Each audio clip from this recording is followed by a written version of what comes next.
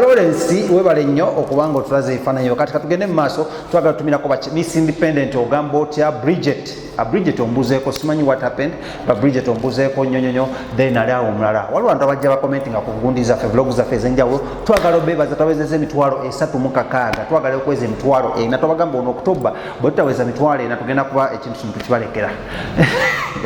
Lawrence sicho tugenda kuba tukibalekera naye twagala emitwalo 4 agakanongo tuweza emitwalo 4 buli omu tugenda muwa ekirabo mumana watwaba nitwagala obibaza tulabira ku TV tugende ndoza maso munange over the weekend omukyala manyidwa nga Kemisero abadde atuguzeko nnyo ku maaso twabaitira story ye waliwo yavayo n'akyankalana n'agwedda tujja tuba following up ne Kemisero ono munange Kemigisha Sarah era munange yamalabiseeko ku lunaku lw'okusande ng'agenze kwaliwa pastor amanyidwa nga Pastor Wilson Bugembe ne Pastor Wilson Bugembe nga ageze Lawrence ettama lyo nawalirabye oba kitenje mwe yagambye engoye empya oba kitenje naye munange Kemisero ono mune twamugudeko wa Pastor Wilson Bugembe abasinga bagambe eno kiddukiro ky'aboonoonyi abayimbi simanyi lwaki abayimbi batagingako nnyo mbuno boonoonyi naye tujja kuba tukizuula lwaki they say muno artists are sinners but I think everyone is a sinner and we are saved by the grace of God naye omukyala amanyidwa nga Kemisero munange yalabisekoko mu church nga yambadde engoye ez'ekitradition yadde yambadde ekintu ekiyitibwa omushanana yadde yambadde ezo engoye ez'abatoolo bakiga banyankole nga bazambala era ng'azeesuddeko bulunyo omukyala ono Kemisero munange yafuna management empya era yavaayo n'agenda mu rehab bwe yagenda mu rehab n'agendako mu kyalo kagamba life ye testimony yabakutte ku bantu bannyo yabadde eraga ku mikutu egy'enjawulo naddala omukutu gwa Pastor Wilson Bugembe mugendawo ku YouTube mu following naye omuyimbi ono amanyiddwa nga Kemisero ebimu ku byayogedde ebyasinze okunyumira yagambye muno ajjukira olunaku lwe bamutwala ewa maama we ne taata we nga tasobola kubategeera kibi nnyo okuleeta omwana wo nga taswagamba muno yegwe maama yegwe taata kibi nnyo naddafa abazadde tekimanyi so Kemisero yawadde obujulizi naye kyasinze okunyumira ekitali ku bayimbi balala Lawrence Kemisero yazze ne bbaasa abayimbi abalala bajja na bayibuli ne basoma ekyawandiikibwa ne Kemisero came with an envelope yazze n'ekimu eky'ekkumi era n'agamba musumba byonna bye wankolera essala ze wansabira ebbaasa yiino nkomyewo okwebaza Katonda yadde azze kwebaza nakuwa bujulizi Kemisero ono munnange wenjogera yamaze okuba nga ayatula obulokozi era kati ennyimba zagenda okuba nga atandika okuyimba agenda kuba ayimba ku mukwano gwa Yesu omukwano gw'abantu tagenda kuddamu kwesiba ku muvubuka ayina tagenda kuddamu kwesiba ku musajja ayina kubanga bamukozeseza ensobi bamuwubyewubye akoyesa agenda kuba just nga aweereza ebigambo bino Lawrence tugenda tukubya emiggo kati ki ekikusesa Lawrence okuwuba tebamuwubye oyagala twogere naye Kemisero enguliko yoweeri omuziki weeguli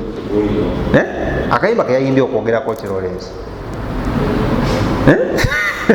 anyway katugende mu interview ya mwana muwala amanyiddwa nga Kemisero mulabye n'obujulizi bwe ne bbaasa gye yawadde simanyi yabaddemu ssente meka naye yabadde bbaasa ng'ezitowa muve ku zino eza President Yoweri Kaguta Museveni eri yadde nayo giraba nga ya white naye ng'ezitowamu kambalage Kemisero nga yabadde mu church n'abamuwerekeddeko bamanaja be ate tugende mu maaso n'ebirala bingi nyo tovaawo wano ku Celeb Jazz oyinza okukola kikimu genda nasawo subscribing mukama yebasiwe buli omu sizza nnyo mu linnya lya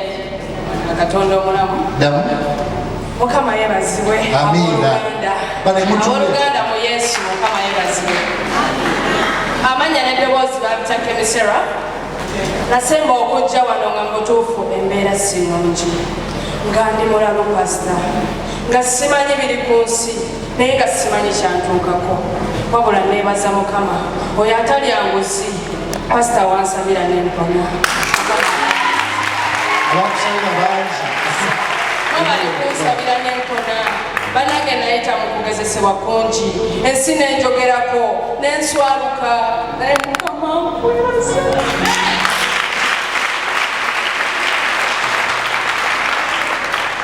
nebaza mukama kubanga batuuka n'okunziza ewaffe mu kyalo kale bazadde bange sibamanyi naye nzani mukama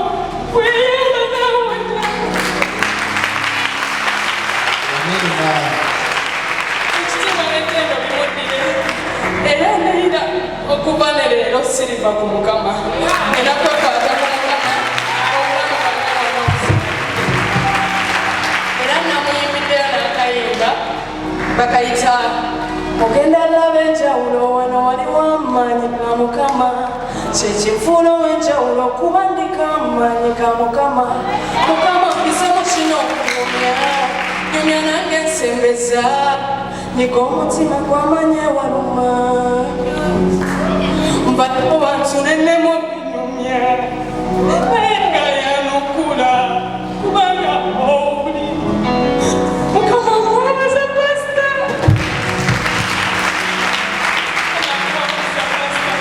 era nsaba mukama ayongere okunyumya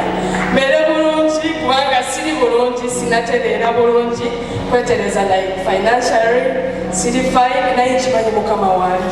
olaba yamponya eddalu n'ebirala jja bikola mukama neyanzenyo pasita banange olina okwebaza nesa okwebaza kwange eri katonda nga mwebaza okumponya eddalu okumponya okugwa eddalu n'okusekererwa mukama weebale nzaani kebiseera nga walonda mu bangi yesu nkwebaza ekitiibwa n'ettendo bikujjire emikono mama tusabira omwana ono awonere ddala awonere ddala mu linnya lya yesu mwebale nnyo entana ateza mukama ani azikwata omanye okwetika mu kifo kya mukama waliwo eyajja bamurepinga ekiro kati yali anoonya mukama ng'ayagala kumubuuza mukama wabaddewa kati nansanga nga ntudde mu ofiisi nti nkiikirira mukama nangwa mu bulamu naga mumbuulize yabaddewa mukama kale si kirungi kwe kale katonda tumwebaza olw'obujulizi mwenaabalimusimu tusuubira mu maaso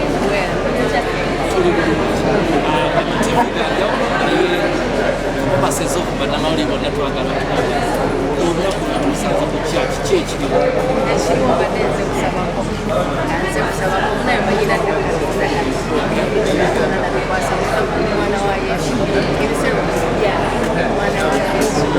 ensonga lwaki nzize era kyeyakuviirako okuba nti nawuddemu nolokuka wekwasa mukama katonda kaizi waliwo ebyatuukako emabegakaawo bamubeera kyamaikyakolaki naye mulinayo olwekisa kyamukama mukama yamvirayo n'alaga amanyige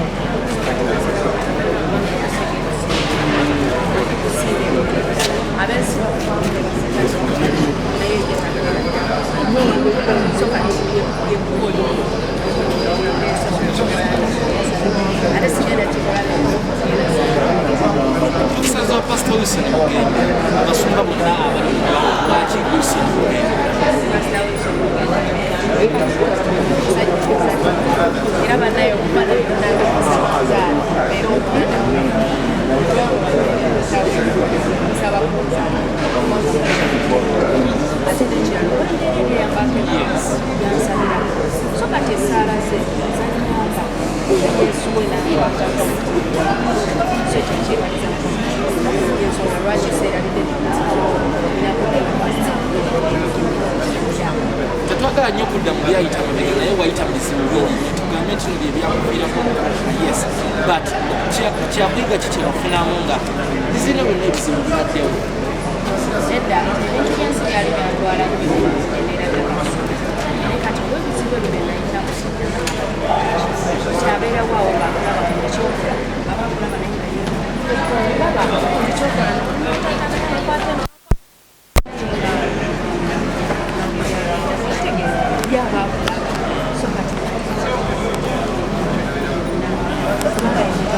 katonda tasobola tasobola newaba okudde mu kimu ekiwanvu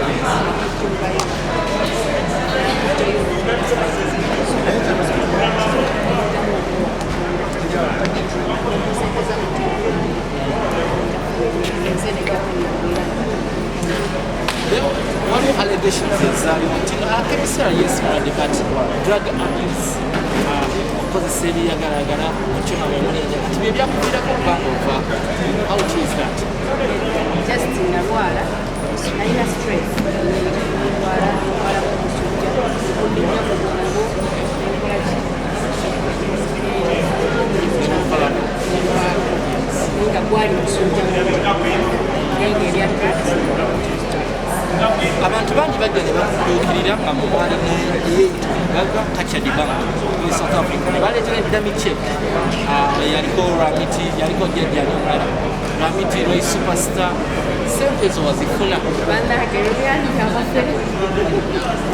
baali bafere bampera kupezinya sibayagala oba balina kuuza waliwo yakipanga akireka okwati kino omuntu anabeeri ngaayagala okunyamba ebyasente aleme kunyamba nga yekwatise agezeko ezo sente sokasi alemese n'omukisa gwange gunakola ki gunajja abanajja okunyamba ebyalitaleka kiwanvu kitegeera kati balina embati zaabwe engeri gye bazizanyasala musically speaking oli kuki obudde buli engeri gyolokose gyoyatudde nti oli mufuuse monokole ogenda kudda kusigala mueri music oli satura music oba ogenda kudda gospel music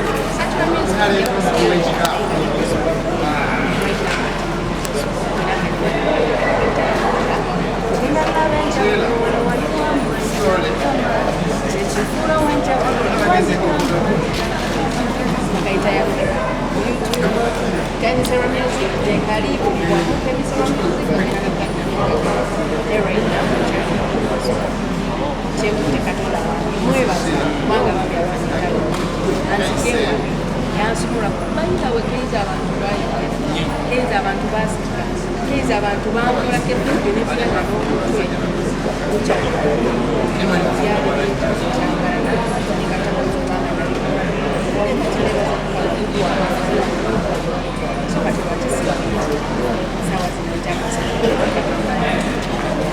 You are very beautiful woman oli mukyala musajja asanidde okukwatira abamukyala but alonda mubiri wali mumawene embeera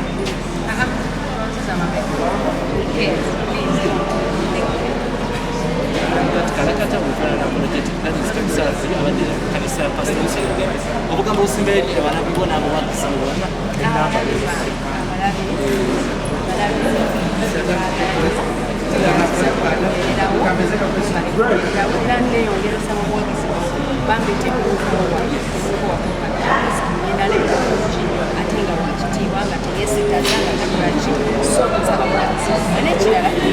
nina enamba yasimu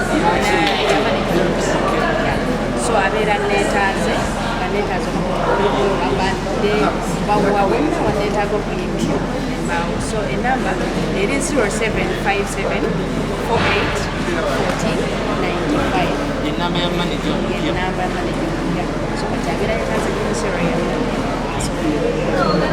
bakaka sente wakomenyewo kyasobola n'okubayimbira bulungi era banaye kyasobolera ddala okuyimba silata malala tinekyagalaagalagala nga tagabalaba malala era njaga bakubemu sumaliza bamba omutendeke ensawake eddoboozi likyaliwo erungi kemisera thank you so much ababadde ku kanisa ya pastor Wilson